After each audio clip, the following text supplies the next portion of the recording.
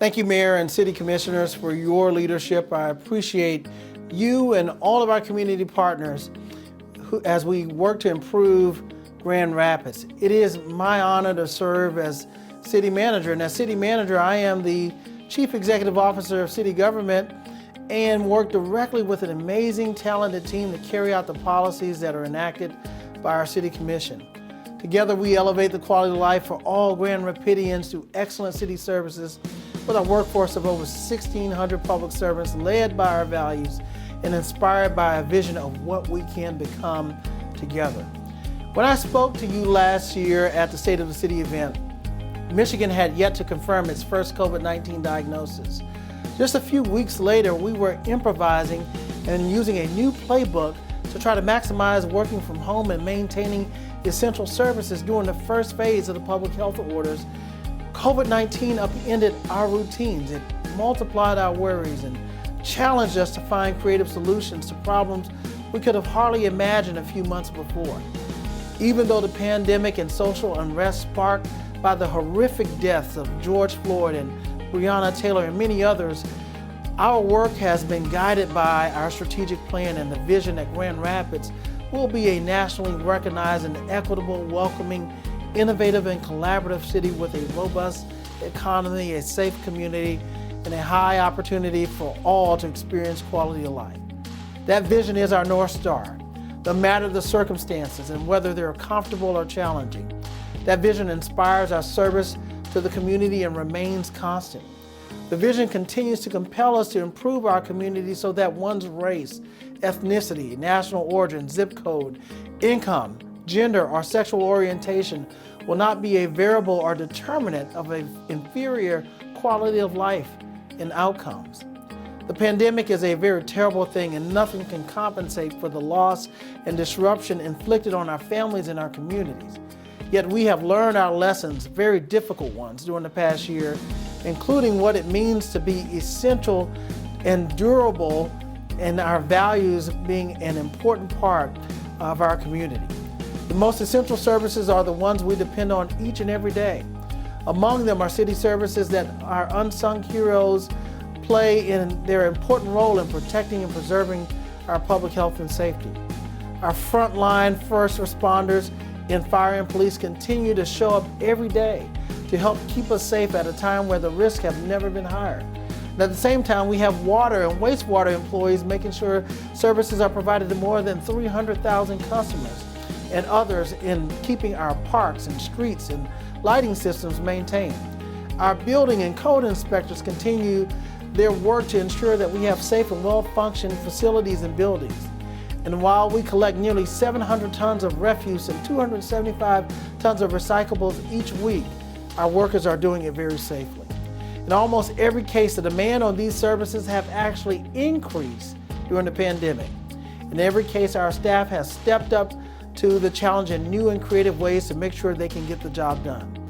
I am so proud of them and grateful for their professionalism and dedication. To all the courageous members of the city team who are listening, I say thank you. The pandemic has highlighted our ability to lead through our values. Our core values of accountability, collaboration, customer service, equity, innovation, and sustainability have guided our every response. And our values-first approach has ensured that we continue to make progress on our most important priorities, even during this challenging time. While the pandemic response has been central to our work, it has not distracted from the important community building work that's central to our strategic plan. We've renovated 15 parks with $14 million of parks millage investment. We've expanded the Office of Oversight and Public Accountability to improve the confidence in our public safety services. We formalized the Director of Equity and Engagement.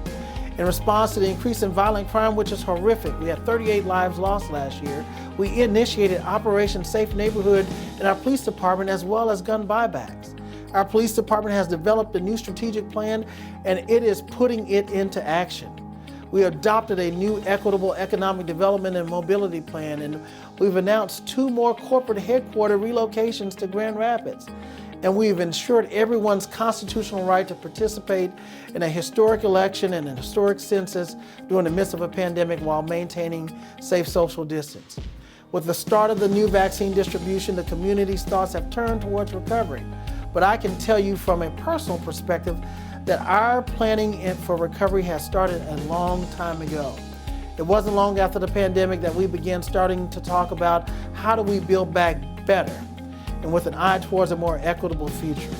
To support the businesses in our community, we've established social zones and partnered with many to activate outdoor spaces and dining, and provided grants to help small micro enterprise businesses, and we refocused on the neighborhood match funds to support activities that specifically respond to the impact of COVID-19.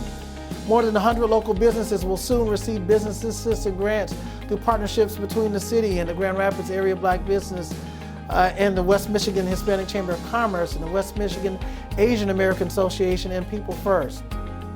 We've continued to work and create new affordable housing opportunities and create local jobs in partnering with Housing Next and the Grand Rapids Chamber and the Right Place and many, many others. To catalyze our community reactivation, we co-sponsor with more than 30 events as part of our Bridge series in collaboration with the Downtown Grand Rapids Inc. and the Downtown Chamber and Experience Grand Rapids.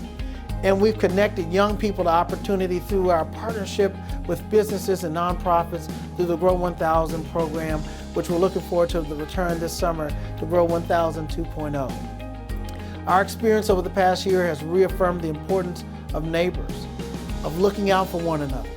We have lost friends and neighbors to the disease, but we've lost them to another public health crisis, violence. As city manager, and especially as a father and husband, son and neighbor, I grieve every one of those losses. But grief cannot be the end of the story. As we turn the corner on the pandemic, we must recognize the potential and humanity in every person that calls Grand Rapids home, the housed and the unhoused, those suffering from mental health crisis, the longtime Grand Rapidian as well as the new residents that have moved to our community. The city will continue to provide essential city services, and we will protect the public health and safety. We will support a robust, equitable, and inclusive economic recovery. We will help people stay in their homes and work to achieve a future where all people are housed and healthy. We have demonstrated this commitment through the suspension of water shutoffs, investments in eviction prevention, and a $250,000 contribution to the Lucha Fund, which helps undocumented and mixed immigration status families stay in their homes. Progress won't be easy. Our big challenges won't be solved overnight. The near-term fiscal outlook is particularly challenging, but our Grand Rapids community has the grit, determination, and resourcefulness needed to get through this pandemic and build back better on the other side. Thank you for listening. Thank you for your trust, and thank you for your support and the honor to lead this community.